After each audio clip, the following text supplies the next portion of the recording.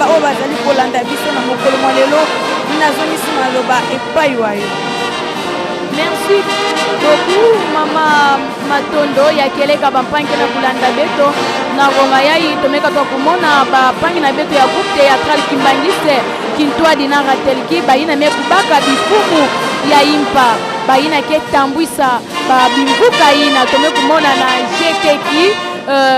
pe ratelki kuna na ratelki tomekumona ete mama Jedou Maleka yandi mekuma directrice nationale ya Ratelki Nkamba ya wina bubu yai bamebaka mbote na bau na papa Nsongi Nzila yina kena ku représenter ilungi ya papa Simo Kimbangu Kiangani tome kuzaba ete na dibundu na beto toke kwandaka na ba sacrement ya tete ke kwandaka baptême ya nzole yina teko kudiaka communion ya ntatu ke kwanda mariage sika na mutume kwela pe ya ke kwanda ordination yina bakieka kabeto babimfumu maintenant tome kulanda 4e sacrement yina bamekupieka bampangi na beto na bimfumu bayina ke tambwisa bimbuka yina na imvu yai toke kubanda maintenant yina tomedika beno na maboko ya bateknisien sa mutuku continuer programme mutindu ya kele matondo mingi beno vanda kaka concentré na kadi na chaîne na beno Presking Kamba officiel sa muti beno zanga kima motivé matondo mingi devoir bapesaki biso yango wana tosali tosilisi bongo na kombo ya tata mwana pe molimo santo amen. Tozongisi maloba na papa représentant ya Ville Sainte.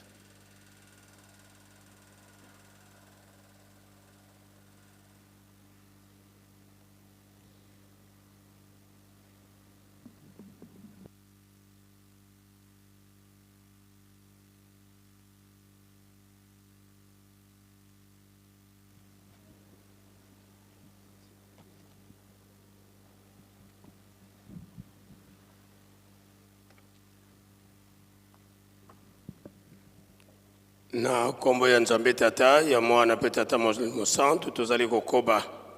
na programme na biso sika tozongi na oyo etali bopesani mbote efaki tomibongisa tozali na bandeko na biso délégation oyo esokipaka na makambo etali bateau de pêche kuna na Mwanda bazana biso sur place tozali na chef de délégation papa Marc Bazonga chef armement esika ozali telema topesa yo mbote tozali pe na monsieur Zing capitaine et maître pêcheur telema topesa yo mbote tozali pe na papa Mvubu Seke Jacques second capitaine esika ozali telema topesa yo mbote faki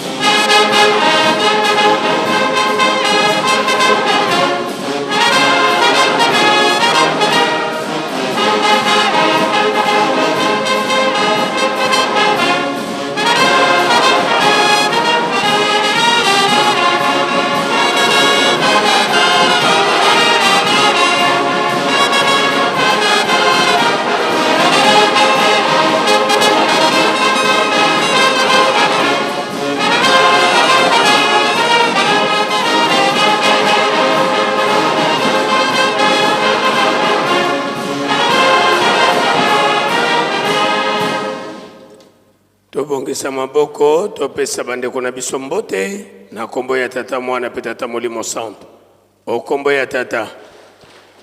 ya mwana tata molimo santo bandeko na biso bokoki na bino kovanda mozola kwa se ye mwana tata mwanda velela tulombele kwa tata directeur du cabinet à l'intérim yempangisa onso no basalanga ku cabinet ya tata mfumo longo mfumo di bundu fulube onso no bilu voadidi lutela ma beto mpangisa no mudi bundu to vana kyambote faki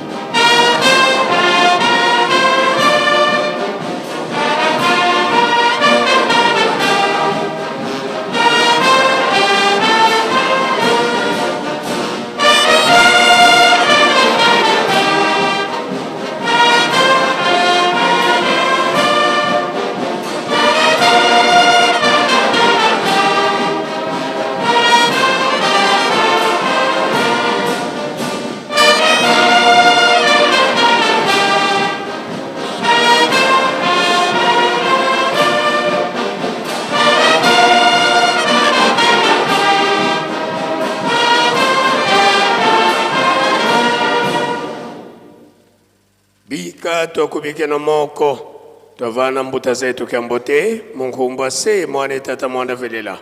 munkumba se ye mwana ye tata mwanda velela mbuta tulendele kutofwanda musola kwa se ye mwana tata mwanda velela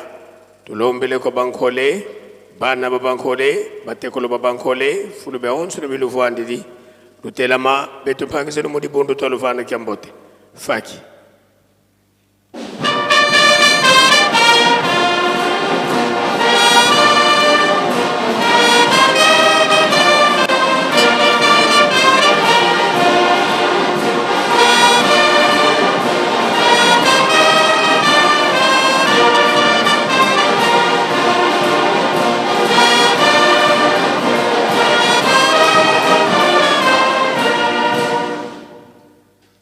tokubike no moko tovana moni miempasi mbote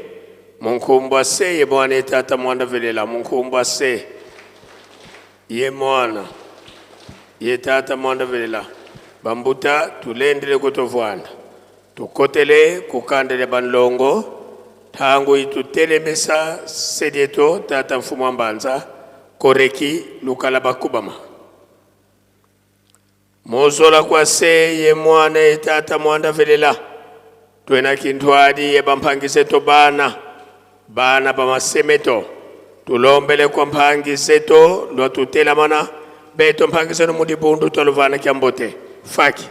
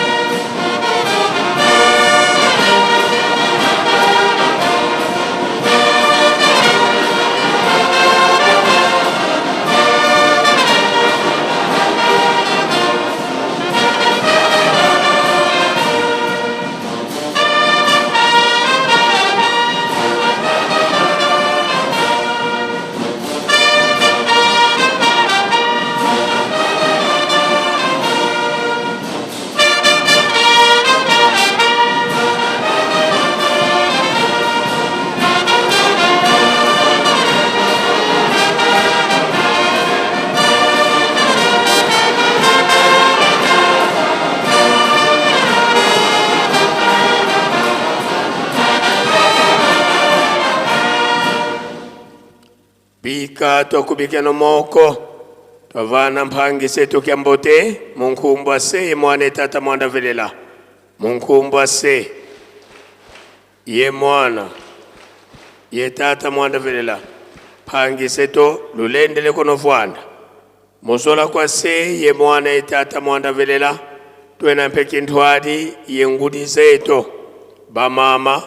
bau bakalanga bimpofila bitu kwa masemeto tulombele ko bamama lo tutela mana beto bana beno talovana kyambote faki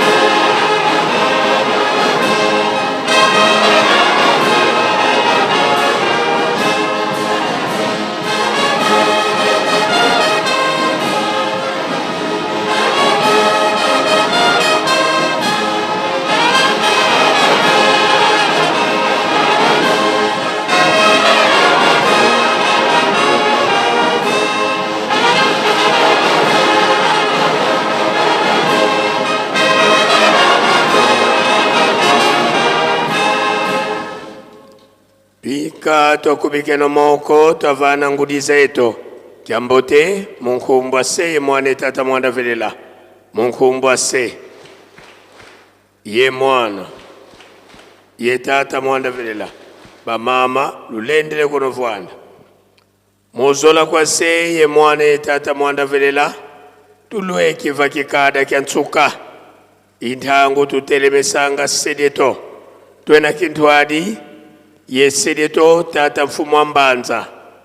tata nloengisi tata nsongya nzila sinzidi ditwa sisula mu Yerusalemi tuka muna 1921 kasiswa na telumbukia unu tata mfumo mbanza wena yeto kintwadi mukati kwa Yerusalemi kayo yeleko yekakanoke nempenituko yani mpewa tambula mbebe ya kuzisonga ngazizi kia tata mfumo nlongo mfumo dibundu tangu za onsu buke na wabinda mamukuma kia kisalu tulombele kwa sedetu watutela mana beto bana tokuvana kiambote faki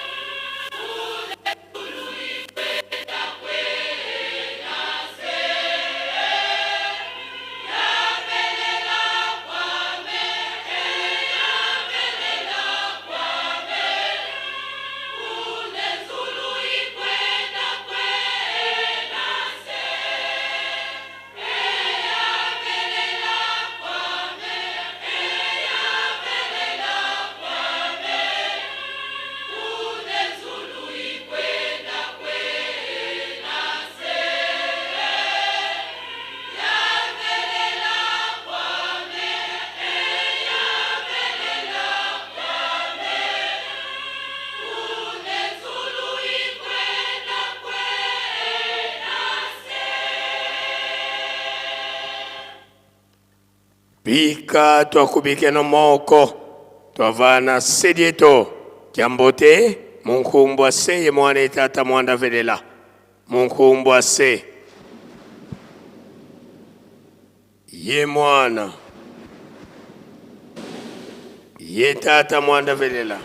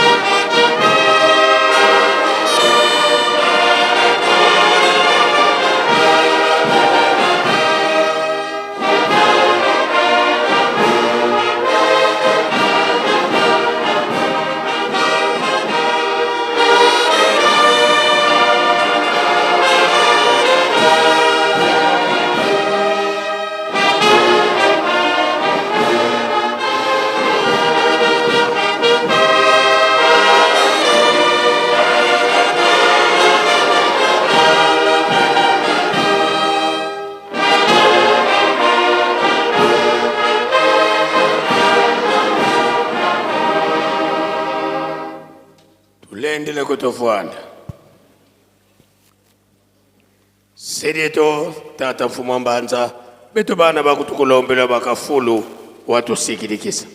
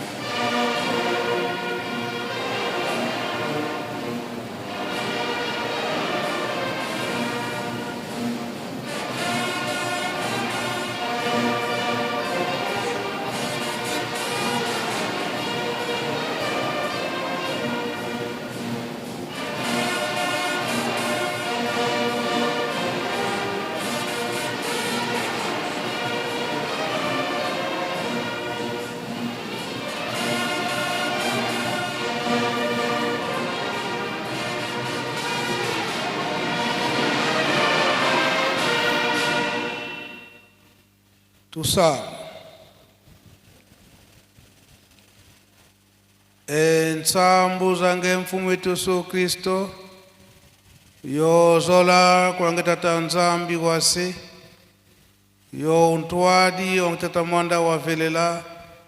bika wakwa masikilanga muna yeto tukwaya kwa ile mvu se ye mwani tata mwanda wavelela. Amen.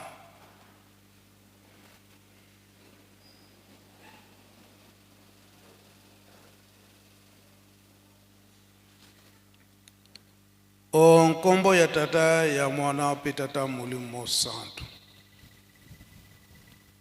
Lelo ezali ne mukolo ya yenga. Oyo biso nyonso tobengami ba Kristo. Oyo tozali koteya na kombo ya nkolo Yesu. Toyebi ete na mibeko oyo tata nzambe apesaka na Moïse mpona kopesa kinya na mokili to mpona kotambwisa mokili asengaka yango ete biso bandimi topesa yango libela mobimba na yango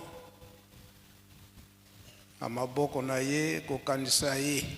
kosenga na mabondeli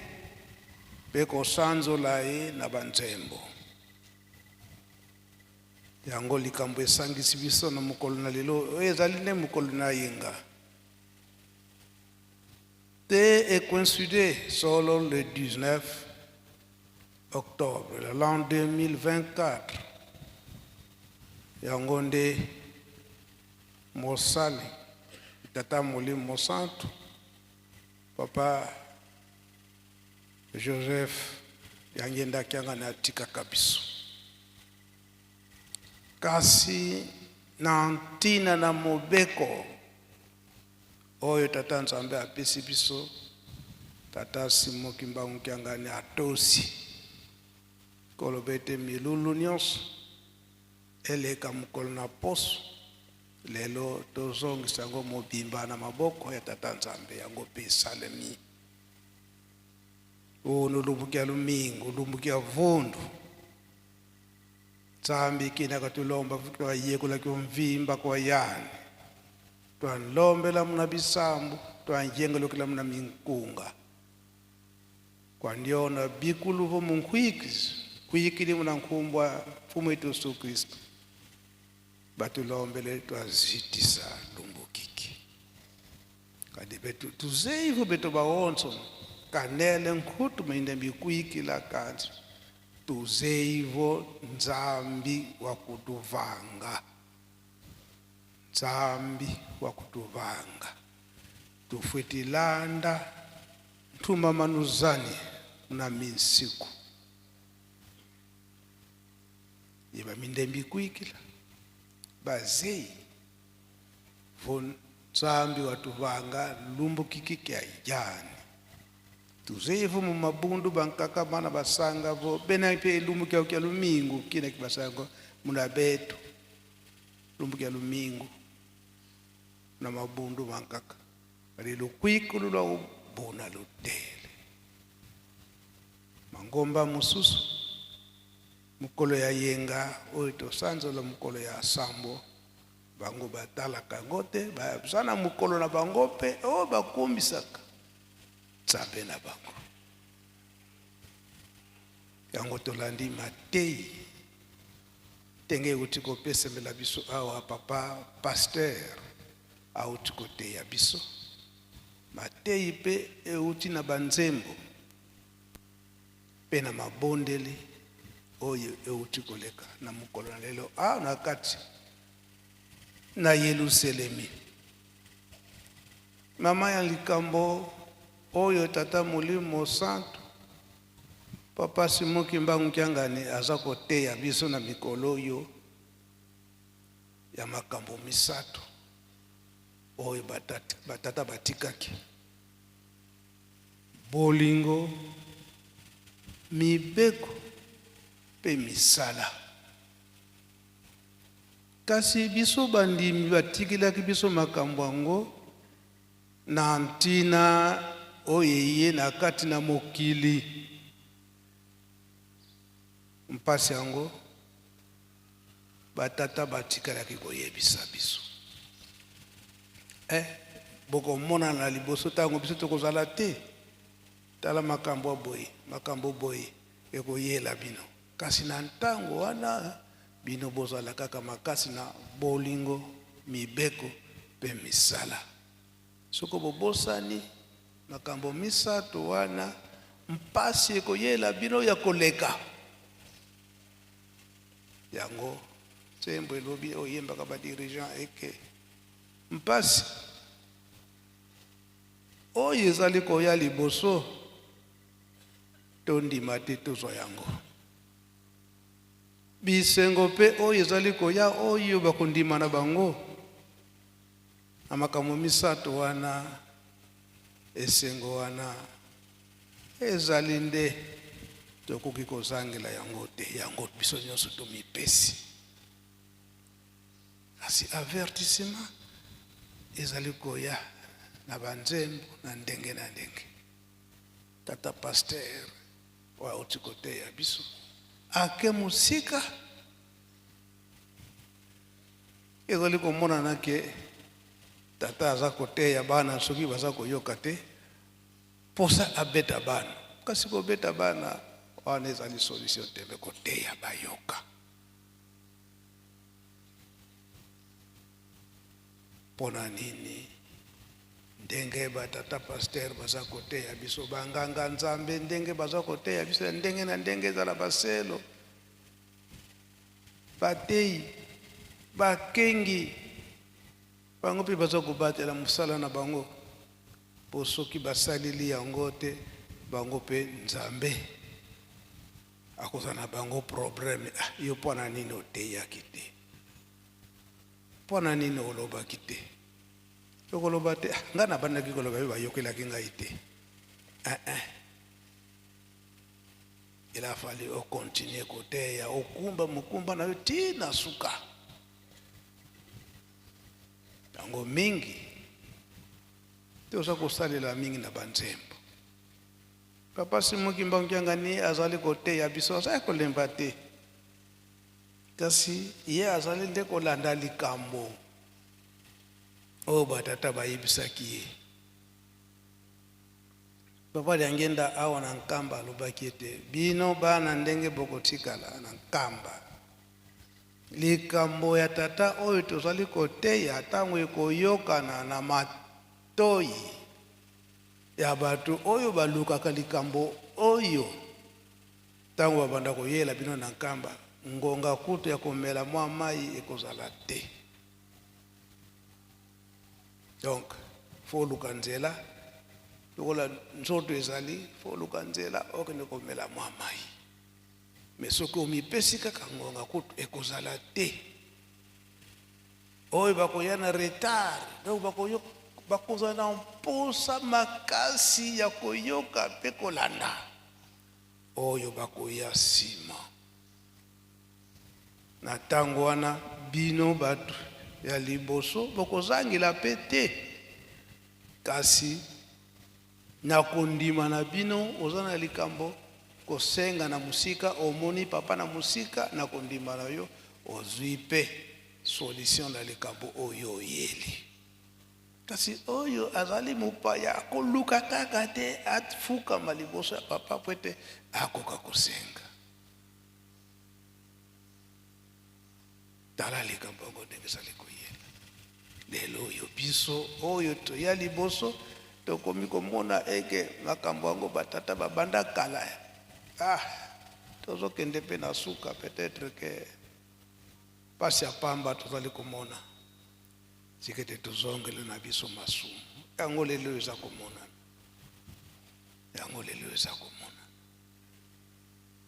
yango solo tozalaki na biso na libanda kasi matei tokoyokaka eutaka na mabondeli mpe na banzembo toyokaki banzembo ye tozalaki na libanda eza koyemba na kati nzembo bana na biso ya classe bayembaki ya lycée kuna na kilo bozongela biso nzembo wana yango eza koteya biso makambo oyo tozali komona lelo oyo na biso tomipesa banda kala na lingomba etata Simoki Mbangu kasi tokoti na biso na makambo oyo ezanga ntina mpona nini bilaka ezali koumela nzokande na molimo bilaka ekomi pene. Papa Simoki Mbangu Kiangani alobi ete soki omoni titi ya nkoko na bukoko elakisi ete zandu ekomi pene. Makambo yango eza komona tala bapaya mindele bamindele baza koyela biso butu moi bazoya na nzela nini bazoyela biso na nzela misala bazoyela biso na nzela misala kondima mpe mobimba yango wana mpe bayokaka na sango na musika na nzela ya misala. Ta bandeko oyo tuuti kopesa mbote awa bandeko na biso ba chinois na nzela musala aye na kati na Yerusalemu kokoma na ye alubi tika nani nakota ndako nzambe natala nayoka ndenge ekolekelaka na bino bakimbangiste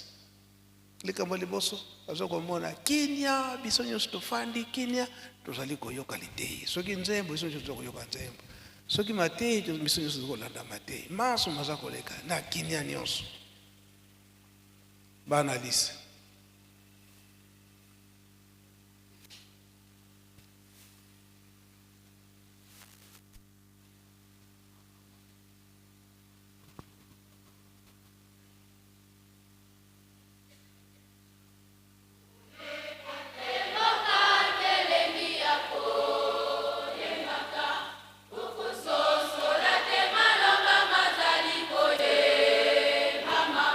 Gaijangenda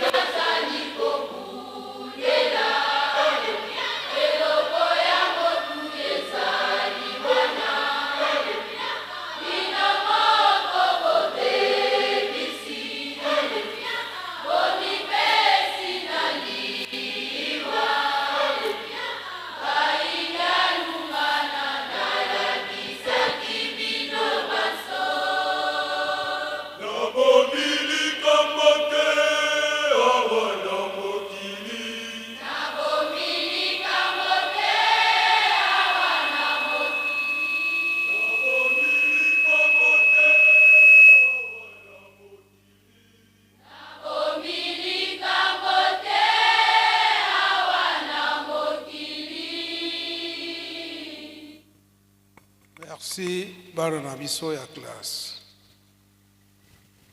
Papa diangenda lobite ngai atikali kolakisa bino papa dialungana. Papa dialungana pe alobite ngai naza na problème te. Alakisi bango maso. Natikali kobomba ta likambo te awa na mokili tolakisi maso. Donc alakisi maso ndenge papa diangenda lobelaki yango ete manso to résumé Bible na katna bolingo mibeko pe misala. Papa dialungana atikali kolakisa papa simo kimba unkiangani yeyo kasi biso tolobi ke yete tolobi yete yepe atato lingi yete to yini ye kasi aza koloba oba tata batikelaki ye azali kotambusa biso alembite yango papa dialungana likambo na ye atikali koloba ete mingi baza koloba ete manso maza kosalama mpona nini nzambe azali na ye te. Kasi na Bible elobi ete oyo bato na bazuba balobaka ete nzambe azali na ye te. Mpona nini aza kopesa biso etumbu te, toza kosala boye aza kopesa biso etumbu te. Me bango balingi biso mingi. Tata nini oyo ata mwana aza kobebisa akoteya ye te. Yango bapapa elebe okopusa na liboso malgré ngonga ikei. Maloba na biso mususu oyo na mokolo na lelo eza na nzembo na bana na biso ya jetiki.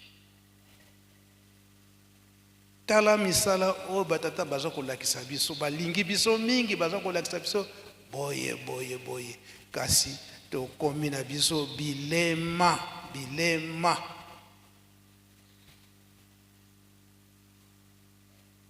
Papa dengi na tikala koloba maso tokomi na biso kobundisa tata Molimo Santo toza na kati na lingomba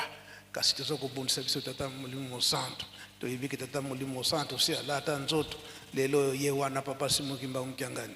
tolobi ete yete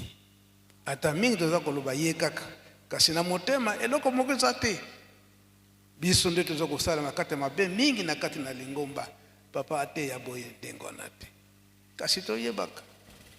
ndenge bapaya baza koyela biso boye bango nde baza kososola biso tokotikala nsima batata bamama muzunga kinga na tutanga vondio nsafu wa beto kanti katuseko vondio bakuza totanga bikela bamwina byomawete batukanga kwa nda beto bantete muna nsama tata mwanda vile muna nsama tata simukimbango tuyambula bumpumbulu tuyambula mu mawoto makondo no bete la muzunga kadi beto ono kiki zunga papa nkuluntu papa kisolokele watelama ani vovon sadidi kimvuka kiki Ajax mukumakyanki la zaba diambu dia tata kadi beno kusina lwenena ovo lubebese mpasi zikuiza kaluzodi kovo badia bikela batuka tota bikela batuka kwanda beno lwa sanga ngozi zeno mokatu kwanzo sukensuko yotota ngabikela ba yokelenge beno lukuza yinga ni bila kwenda ntambi kakalutamona diamu datata monda vele jetiki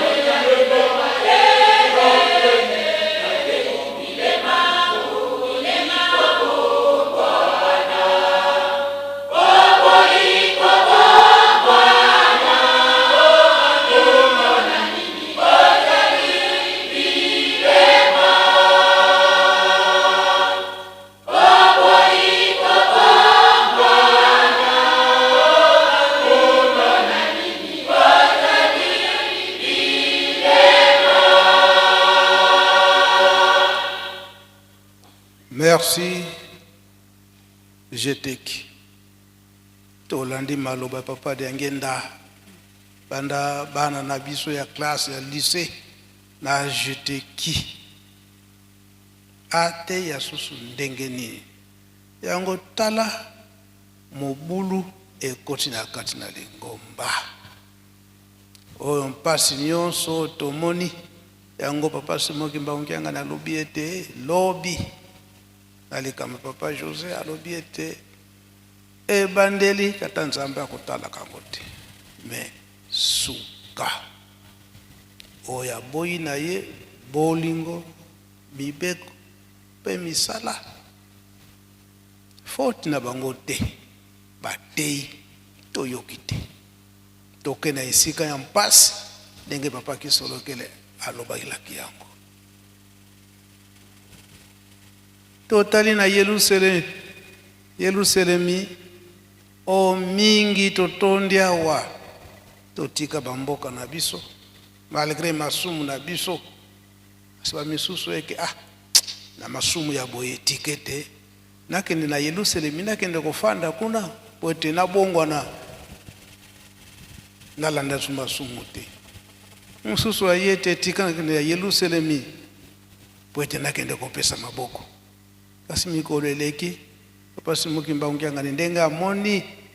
mbeba eleki mingi na Yerusalemi oyo amoni ete asali zosala mbeba na Yerusalemi abima na ye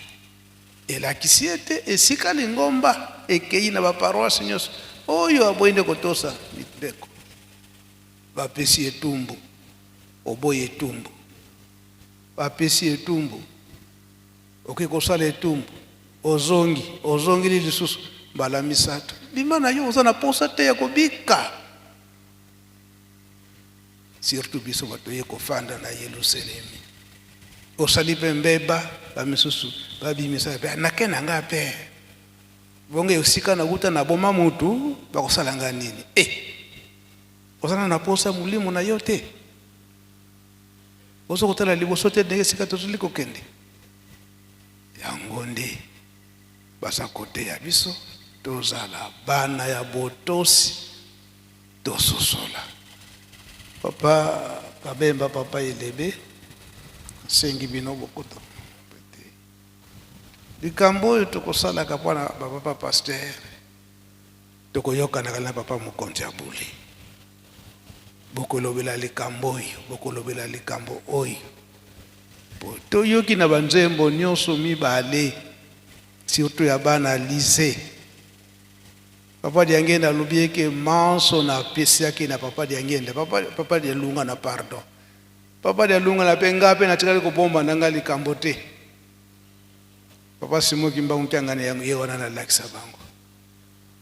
papa Simoki Mbaungianga ndenge aza wana na bomwana tolandaka à l'âge ya 3 ans papa Dialunga na tuni ye ozwi kombo ya tata okokoka papa Simoki Mbaungianga na talisui apesi ya note papa Dialunga na tuni pour la deuxième ou la troisième fois abika na ndimi na kokoka lelo aza na sika wana te aza kotosa pesa kotosa te biso totosa papa Kabemba. Merci Nkolo na kopesa biso maloba na komo na tata na mwana pe tata Molimo Santo Nkolo apesa kibiso chapitre oyo pototanga okole zala loyembo psaume 14 1 à 3 loyembo ya zomi na mine nzela ya yambo kino misato kotanga ezali boye na kombo na tata na mwana pe tata Molimo Santo Yahweh akolungisa bato ya bosembo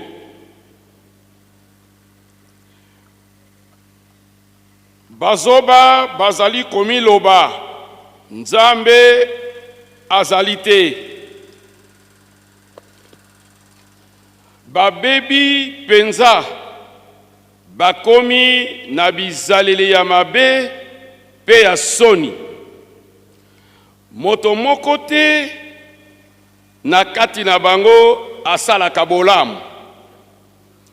Wuta na likolo, Yawe azali kotala bato, mpo amona soki moto moko ya mayele oyo atosaka ye azali. Kasi bango nyonso babunga nzela, babeba ndenge moko,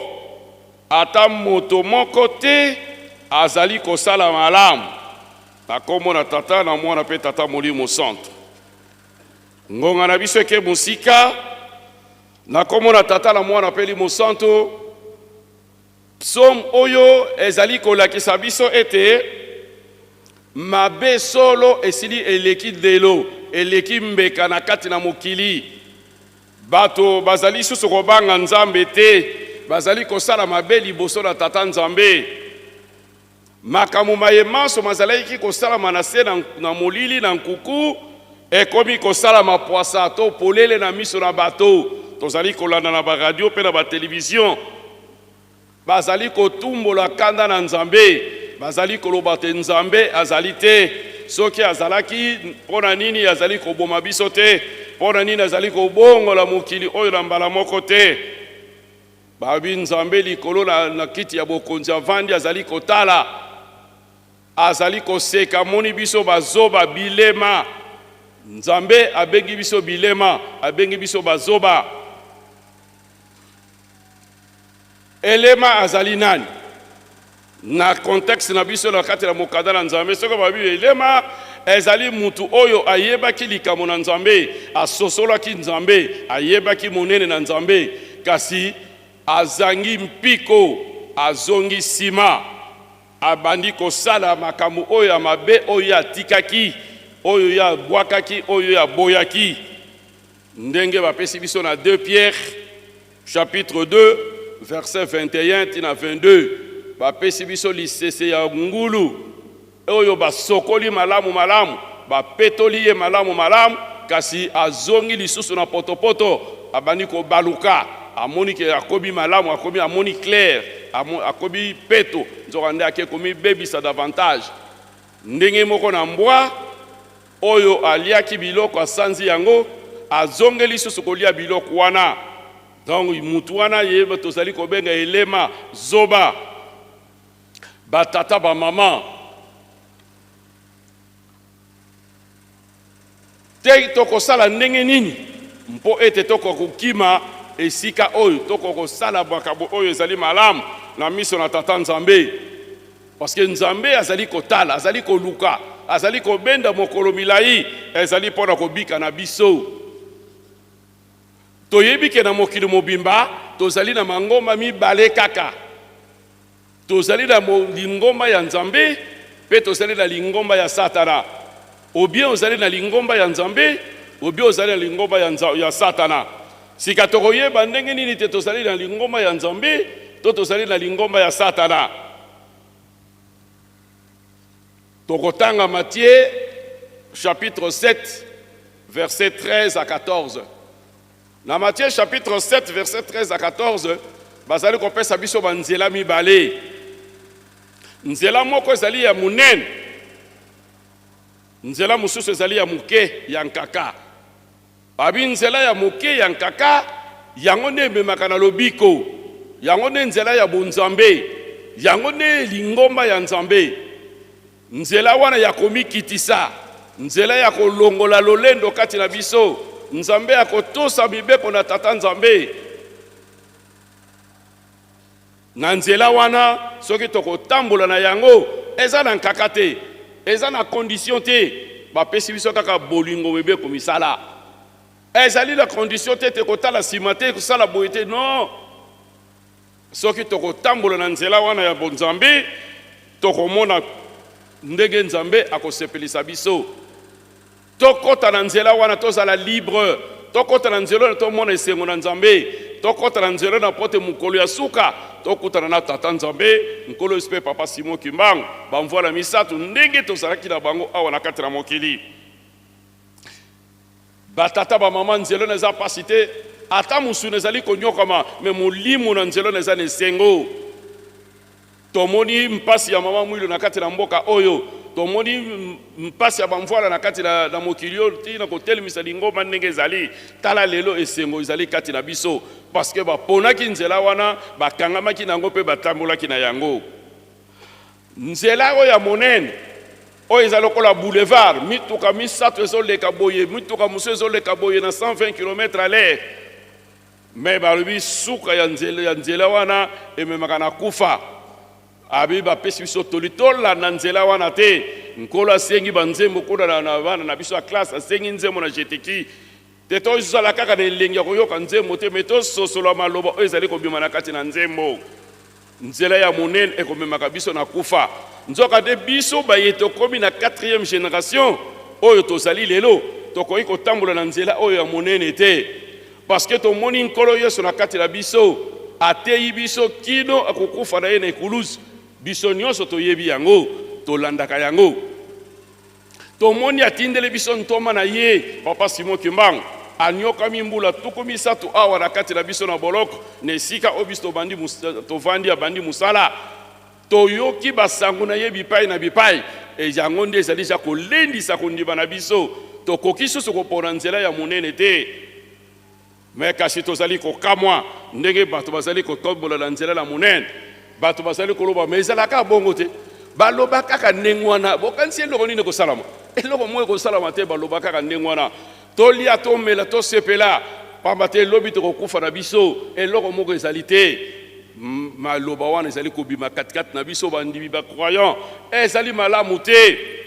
nzoka nde biso tufo toyeba te biso bato ya liboso te tovandaki na mokili oyo ezalaki na babota ya liboso bazalaki na mokili oyo bango mpe bakanisaki ndenge wana basalelaki ndenge wana mesuka na bango ezalaki mabe yango wana batata bamama 2 Pierre chapitre 3 verset 4 à 5 azali kote ya biso yayo tolobaka bongo te bato ya liboso bazalaki na mokili oyo me lelo toyebi suka na bango bapesa biso histoire ya Sodome bapesa biso histoire ya Noé bapesa biso histoire ebele apôtre Paul koto aye koconclure yango na 1 Corinthiens chapitre 10 verset 1 à 11 albi bandeko bobosana te ete bakoko na biso bango nyonso bazalaki na mokili na Ejipito babimaki na nguya na loboko losembu ya tata Nzambe bamelaki mai na libanga baliaki biloko likolo bakatisaki mai na monana kasi bango nyonso bakomaki na mboka elaka te pamba te bazalaki Nzambe asepelaki na bango te abomaki bango nyonso na verset 11 baye koloba manso wana masalamaki mpe makomami pona biso bato tokomi de ekeke oyo tozwa mayele kasi kino na ekeke oyo biso tozali kozwa kaka mayele te nzoka nde espeli na biso topona nzela oyo ya moke mpote yango nde ezali na lobiko yango nde komema biso na bomoi ya seko tobanga na biso eloko te batata bamama baye tozali kotambola na nzela ya moke elonga eza na ngambo na biso tata Nzambe nkolo sipe molimo santo bakompanya kaka batambulaka bazalaka kaka elongo na mutu oyo azali kotambola na nzela na bango ndenge balobi na biso na Apocalypse na chapitre 3 verset 20 atelemi na porte oyo aza na porte moke ya kofongola bango misato bakokota na kati na ye bakovanda bakomela mpe bakolia na ye elongo tobosana te malgré mate ezali kopesa mokolo na mokolo ete kobanda kokontinue kaka kopesa makaka boye ndenge nkolo alobi bayambi ngai lelo lobi na kwei bayambi ngai lobi non ekokontinue ndenge wana te Luc chapitre 13 verset 25 kende kuna tina suka alobi te nkolo Yesu alobi te mokolo mususu nkolo ya ndako akotelema akokanga porte ya ezipelo ya ndako na ye mibale misato akokuta kuna akosepele na bango elongo baya ebele tango bakoya bakobeta ezipelo nkolo fongola biso nga nazalaki pasteur nazalaki koteya nga nazalaki choriste nazalaki koyemba nga nazalaki mwana théâtre nazalaki kosala théâtre abi na yebi bino te mokolo na koswa kolela mpe koswa mino kozala yango na batata bama ntango yango epesebeli biso topona toko conseiller biso ete topona nzela oyo ya muke oyo ya nkaka oyo ememaka na lobiko totika kotambola na nzela oyo ya munene oyo ememaka na liwa pamba te ezali ba oyo te balobaka nkolo nkolo bakokota na lola kasi ba oyo basalaka mokano ya tata. Mokano ya tata ezali bolingo mibeko pe misala ndenge Matthieu chapitre 7 verset 21 alobi na biso soki tokosalela yango bongo Nzambe akobenga biso bato na mayele. Nkolo na telemi na nkombo tata mwana pe Musantu. Merci. Topesi papa élevé.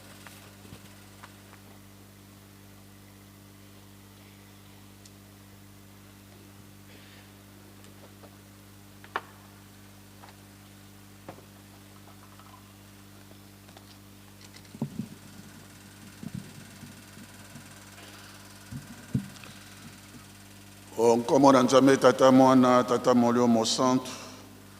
kolo merci pour na liloba otaye bandeli exigence Nzambe zala kaka la sainteté qui bosantu to remonter mon laïté pour ngonga isekei Nzambe alobi na Moïse yebisa na itonga nyonso ya bana na Israël ete bazala ba centre pour être ngai Nzambe nazali mo centre. Donc exigence Nzambe ezali kaka ya kibo centre. Et sengeli na biso toyeba ete tango yo du batisibo. Yo lobi tango molaye nazalaki kosalela satana nazwaki litoma te sasa ipi nazali kobila nkolo Yesu pe ntoma na ye tata kimbango po nazwa lobiko. Exigence mosusu ezali te kibo centre. Mibeko ezali likamo ya sikate soki oye epai na nkolo Yesu okomona ete nkolo Yesu a renforcaki mibeko alobi soki na mobeko elobi ete soki osangani na mwasi nde osali ekobo me ngai nalobi na bino boye te soki yo otali mwasi oluli mwasi osili kosala na ye deja ekobo. Donc à renforcer mibeko. Mibeko. Ezala Nzambe tata, ezala nkolo Yesu kaka mibeko, même exigence la sainteté. Mibeko. Même exigence. Ba pharisai baye epai na nkolo Yesu. Dans Matthieu 19 verset 10, balobi est-ce que okoko kamata mwasi olongolaye na n'importe quel motif ndenge wana Moïse apesaki biso nzela soko sepeli na mwasi te asali mbeba okomi be mokanda otiki yake bala na yo ndenge yo olingi kolo isabi bongo te Moïse soki alobaki bongo na tina na mitema makasi na bino nde Moïse alobaki ndenge wana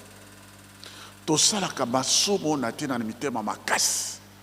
tosilaki koyeba batangelaka biso mibeko batangelaka biso ba précepte batangelaka biso mais tosalaka masumu mpona nini mitema makasi yango na nkolo Yesu ezali bongo te nkolo Yesu a rappelé bango ne bandele ezalaki mwasi moko mobali moko makambo wana divorce même na Malachie chapitre 2 verset 16 Nzambe asepelaka na répudiation te asepelaka na ba violence wana te c'est écrit dans la Bible. Alors nkolo Yesu a rappelé bango tango nkolo Yesu alobi ndenge wana okoki kotanga ngo na Matthieu 19 10 ndenge na lobi ba disciple bato ba yimi balobi bo si telle est la condition de l'homme à l'égard de la femme ça sert à rien de se marier, ça sert à rien parce que ba monaki ke nkolo Yesu a renforcé mibeko bango balingaki liberté abali asali mais nkolo Yesu a dit non a renforcé mibeko ah bien ce que ça bongo ça sert à rien de se marier otali mingi baokanisaki na ntango na nkolo Yesu ezalaki nde libertinage non alobi la loi elle reste la loi hein, je ne change rien au contraire je suis venu accomplir naye kokokisa yango mibeko batata ba mama Nzambe abongwanaka te ndenge yazalaka ndenge yazali ndenge pe ya kochanger esika kaka ya kibosantu et tata molimo mosantu pe ya ye tata kimbangwa ye tango tata kimbangwa ye avant bana musala ne même exigence akamati ndika ya kopola abongoli yango ekomi mbila ya sika alobi na ndeko ne papa kumpe na kamati loboko alongoli salito ezalaki na elamba na kaka na elamba te bekino na kati alobi tala ndenge Kristo abongolaka moto mabe akomisi ekelamu na sika mpe atie na mosala na Nzambe. Donc soki yo okutani na tata kimbango obiangami kimbangiste il faut zala moto abotami solo na mbala ya mibale puis na kati na yo ko zala na litona to ko zala na mbinote ecclesia d'ailleurs ko zala na mbinote na litonga te parce que et somami na bakila na nkolo même exigence la sainteté. Na pesa bino témoignage muke tata mokonzi abula tina kingai à l'époque nakenaki na Johannesburg. Tango na komi na Johannesburg mondele moko monsieur Travers aye ba memaki na pasteur na ndeko na biso papa Simon azali pe musicien a tango na en Afrique du Sud na Johannesburg. Mondele wana tango ye aye na rappeler à toni ngai c'est un baptiste c'est-à-dire bato alingoma o bazali awa na ngombelo tête les baptistes tata ya professeur tata n'est pas professeur des baptistes ya bakas abi te yanga yebisanga makamwa tata kimang po ba baptiste ba yebi yango mingi na inspiration ya tata molio monsanto na rappeler ye likamoyo ya ndika ya kopola ndenge bongwanaki ekomaki mbila ya sika ndenge nkolo Yesu abongolaka moto mabe akomisi ye moto asika. Voilà mosala tata kimbangu na mbala moko na yoki kaka ndenge moto akoyokaka par inspiration abima te esili na lobine. C'est tout pour aujourd'hui monsieur Travers. Batata ba maman un mois après le professeur Travers a outi Afrique du Sud ti awa ti ba surprendre gana Kinshasa na membi bango ti na Nkamba akomi devant tata mokonzi abule tata Simon Kimbangu kiangani to memi. Bref oka mondele oyaza kosenga epai na papa Simon Kimbangu kiangani alobi bongo langai nakoma mosantu, c'est tout. Il a payé les tickets de Johannesburg à Kinshasa Nkamba, simplement avec okutana na papa Simon Kimbangu kiangani abi bongo langai nakoma mosantu. Je voudrais que vous puissiez me transformer pour que je devienne un saint homme. Et il a fait cette demande, les larmes aux yeux. Akoma mosantu. Pour ayebi que tata papa mokonziabule, papa Simon Kimbangu kiangani azali na capacité spirituelle, c'est-à-dire le Saint-Esprit, à transformer quelqu'un à comme mon centre. L'été, il y a 1 minute, 2 minutes. Moto a foutu ticket de Johannesburg jusqu'ici pour comme mon centre. Mais biso bayeto zali na ye na Nkamba. Biso tova na kaye na katali ngomba. Exigence wana, préoccupation wana kozala bo centre. Est-ce que ça la kana kati na biso? Yango nzela ndenge bate biso na pasteur Kabem nzela ya pasi pour koma mo centre au sale la Nzambe da solo nzela ya pasi mais nzela yango ezali ya mibeko. Depuis 1921 tata Kimbangu na prophétie na ya lobini après l'inauguration du temple mobulu mpasi kozala na kati na mokili bato bakondimela lisusu Nzambe te bakoyeba lisusu te ke Nzambe azali na tango wana Nzambe akolakisa makasi na ye po ete bato bandima ete Nzambe azali yango wana batangeli biso na psaume oyo bauti kotanga 14 après inauguration en temple bane oyo ezali koya tata Kimbangu alobelaka ngo depuis 1921 mbanza ntsanga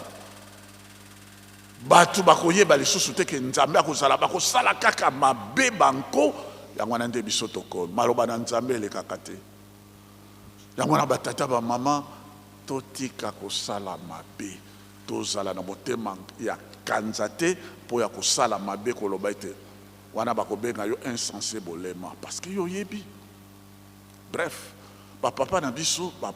exercice spirituel totomola misapi totomoli pona nini batangi libeko posa na bango kaka tozala basantu ale ya bibale bokatisi ekulusu babibi tokatisi ekulusu bakotisi biso na retraite makasi penza tolati basaka pona nini même exigence kaka ya mibeko tozala basantu pona nini tokota na mokili boyelaka toyeba kosepela batata ba maman ezalaka bongo na tango na bana na Israël. Kolo Yesu alelaka. Kolo Yesu a pleuré 2 fois. Première fois, Kolo Yesu a pleuré. D'ailleurs, c'est le verset le plus court de la Bible. Jésus pleura. Pleura. C'est le verset le plus court de la Bible. Jésus pleura. Devant tombe, il y a Lazare. Deuxième passe, il y a Kolo Yesu. Amoni ndenge Yerusalem ndenge temple ko s'écrouler pe mpasi ko kote la bango et salaki ye mawa pisoli na miso alobi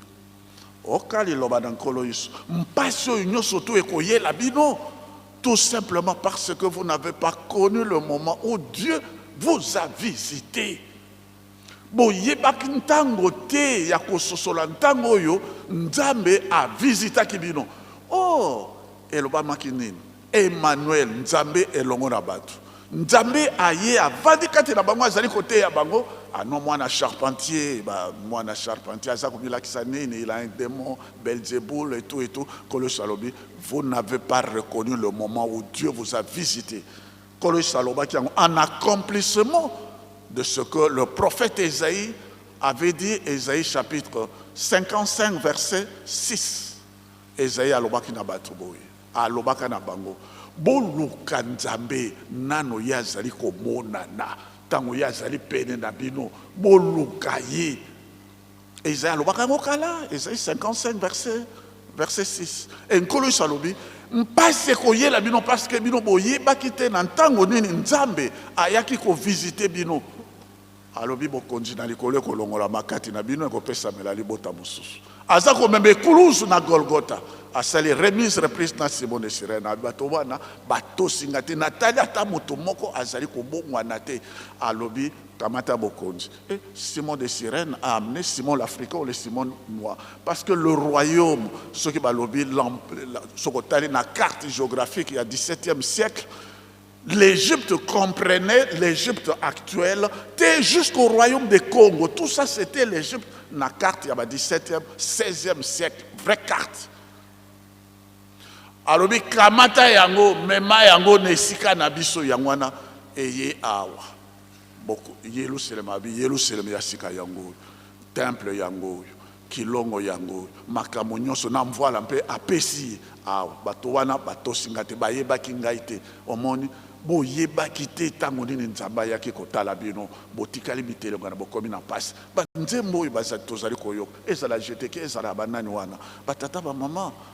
c'est le moment et ye Nzambe tata molio monsanto aye kati na biso alobi na kobota bana 1918 et ça toujours rappeler le 17 février 1991 papa Diangenda alobi Tata Kimbangu nengayo. Est-ce que bato bazala ko yeba ke o Tata Kimbangu to yebaka te tango nini Nzambe visita kabiso yango na passé yela kabiso. Mais alobaki na ko bota malesus na 1951 et ye kaka Nzambe azali kati na biso.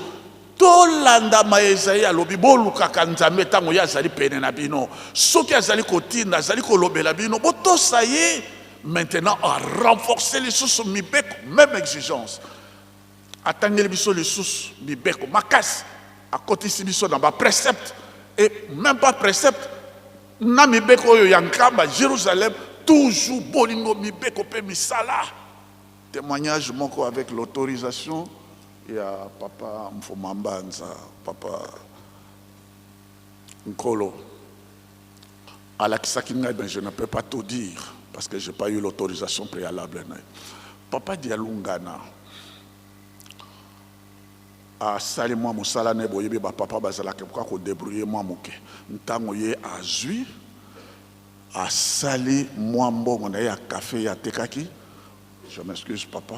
a kamati yango a sali yango en 3 parts enveloppe moko a tini na papa kisolokele enveloppe moko a tini yango na papa papa Diangenda enveloppe moko a simbi yango 3 parts égales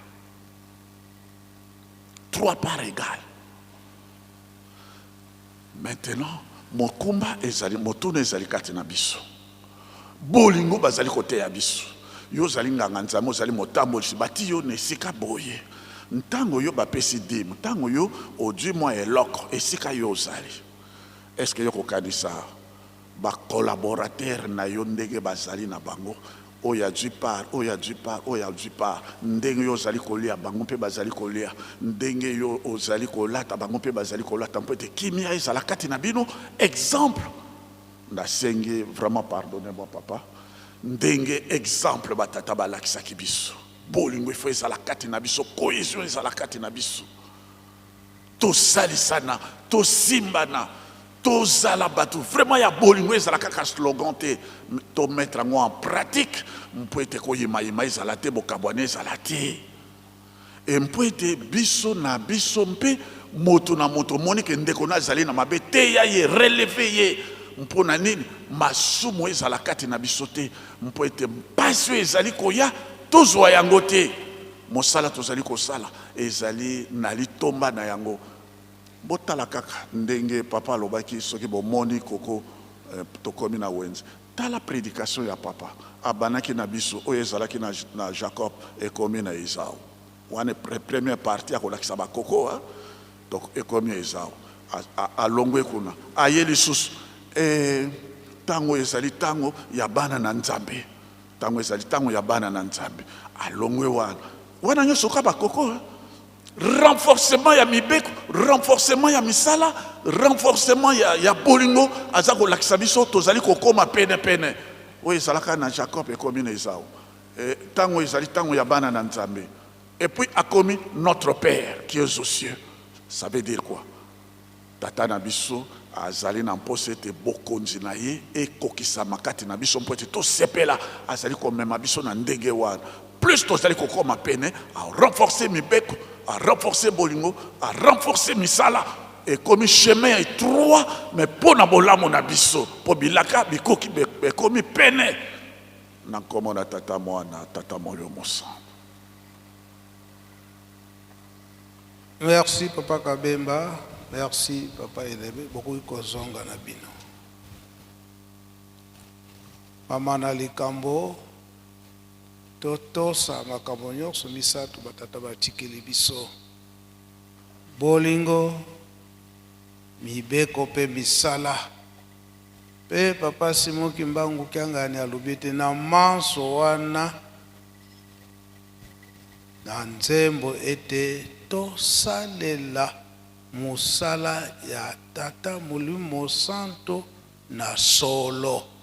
na soki tolobi solo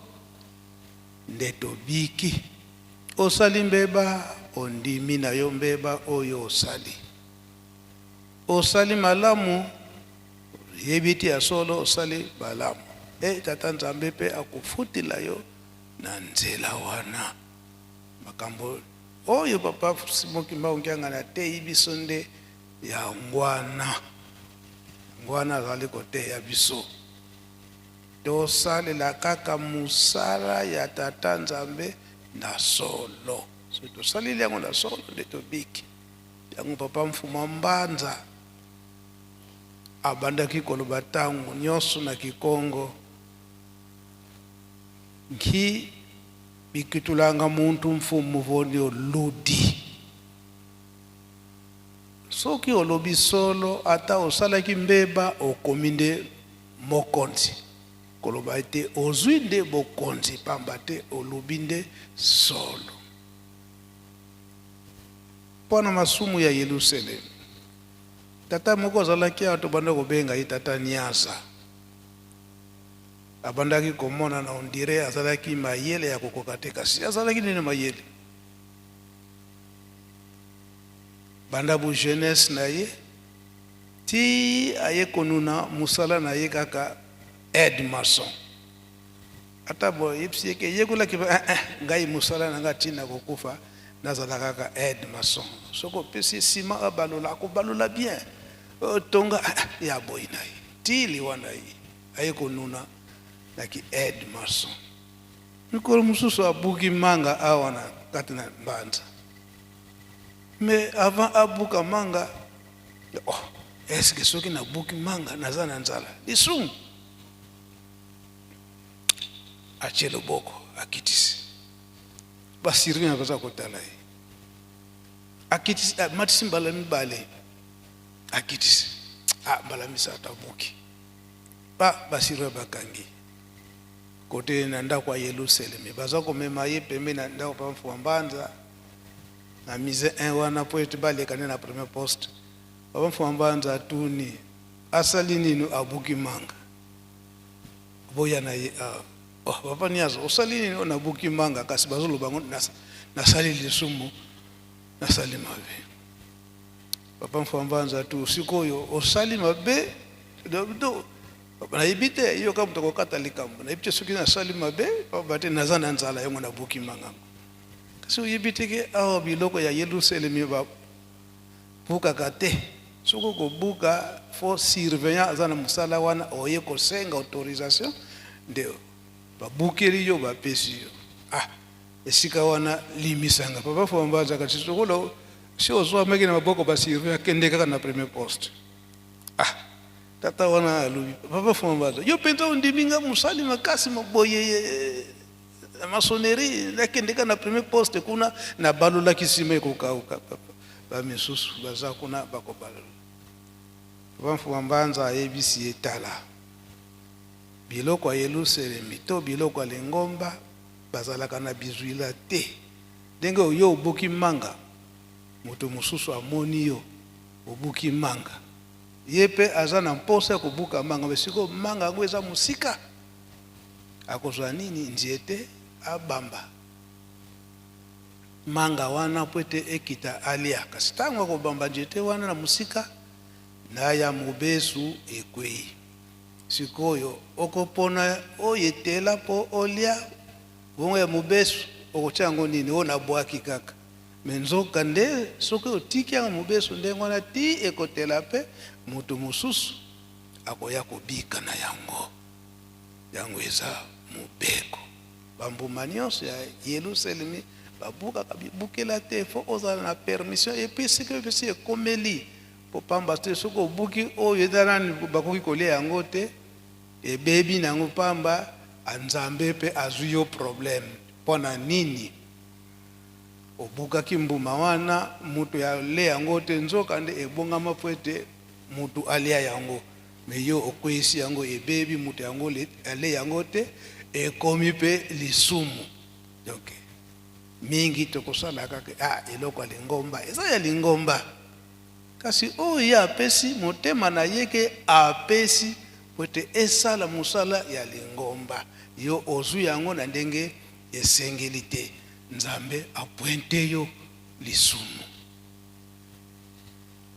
nga nasalaki mosala makasi abandaki kosala mingi na kati na Lingomba kaka na likambo moke oyo ozwaki permission te ekomi nde lisumu yango batata na bamama ndenge toza na kati na Lingomba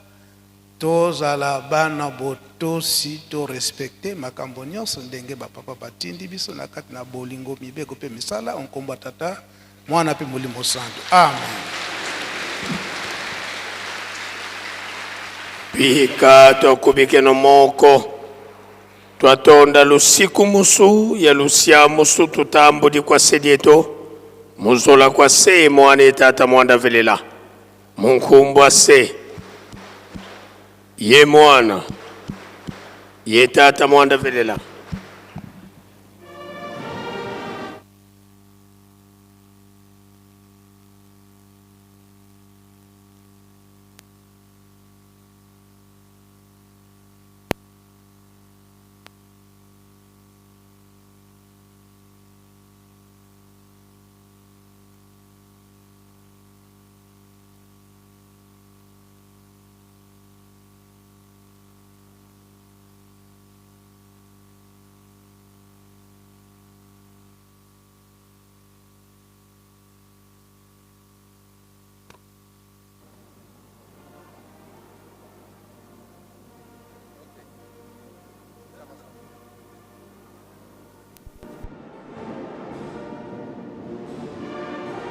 batata pe ba mama wana tosili koyoka malako ya tata mopesi toli ya tata mokonzi ya bule ye papa André Mbenza Kiangani solo nini tokoki kosimba na maloba maye ezali komona na kati na biso ete bazali kote ya biso bazali kote ya kasi mbongwana ezali te bamosusu kutu bazali koloba ete nzambe azali na ye te soki nzambe azalaki nde asili kobebisa mokili soki nzambe azalaki nde asili koboma biso tika tosala na biso mabe tika tosala na biso mabe nzoka nde tata nzambe mposa na ezali ete tobika tina ye wana bazali koteya biso ntango nyonso tolandi banzembo oyo esengami bana kelasi bayembi nzembo na kati ya nzembo ezali koloba ete papa Lengenda ye ateyaki koteya bato bamoni ete ezali se pamba papa Lialunga natikalaki na mukumba yende batalisaki biso ete yende mutatika na mukumba ya kokamba biso papa Lialunga nakambaki biso azangisaki koloba likambo te nyonso ayebisaki biso kasi bato balobi ete nyonso wana se pamba e nde koyemisa so nzema mibale na chorale to pe na groupe ya jiteki kuna balobi bato bazali koteya makasi batikali se bilema nzoka nde soki nzambe azali kokebisa elingi koloba ete likambo ekomi pene tata Simon Kimbangu ayaki mpona kobongola biso lolenge abongolaki ndika ya kopola ekomaki ya malamu biso soki tozalaki bato na mabe tokosalaka mabe ezali vraiment na litomba na biso ezali na litomba penza ete toyeba kotika mabe tosala malamu mpo ete tokoma bato na lokumu ekwa kopesemela biso tala oyo tosengi kosimba na malako ya papa André Mbenza Kiangani apesi biso na bolingo mpe mibeko misala soki tobateli yango tokoma bato na lokumu tozali kobima na tempelo ndenge maloba mosantu esili kosila tozali kokende libanda epai wapi lokumu mpe nkembo ekopesemela ye na nkombo ya tata Simon Kimbangu Kiangani ndenge ezali momesano na kati ya lingoma na biso lelo ezali bongo mokolo mwa yenga le 19 octobre 2025 totikala bele branché scotché bolongwa te na quelques minutes tozali kozongela bino na ileko ete technique kwa kobongisa déplacement oyo tokosala na libanda tozali kozongela bino otikala branché.